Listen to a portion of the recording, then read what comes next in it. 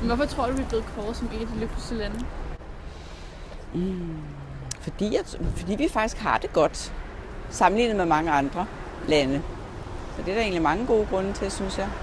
Vi har et godt sundhedssystem, vi har gode skoler, vi har et godt hjælpesystem i det hele taget. Vi opfører os også sådan nogenlunde rimelig fornuftigt over for hinanden. Altså folk siger alt muligt om, at det både kunne være fordi, at vi har korte arbejdsuger, så vi har mere tid til mere fritid og hvad vi egentlig godt vil lave.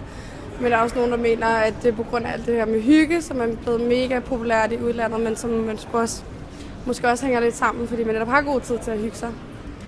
Jeg tror, der generelt er der en rimelig lav ulighed i Danmark.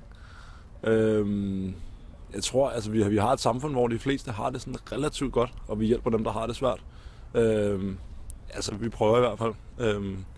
Det vil den nuværende regering jo ikke så gerne, men det er i hvert fald det, vi har gjort, synes jeg, gennem de sidste mange år. Hvad tror du, at vi i Danmark har, som andre lande ikke har?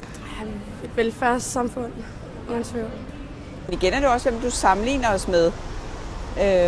Jeg tror, der er mange lande, som slet ikke har det gode hjælpesystem og sundhedssystem, som vi har.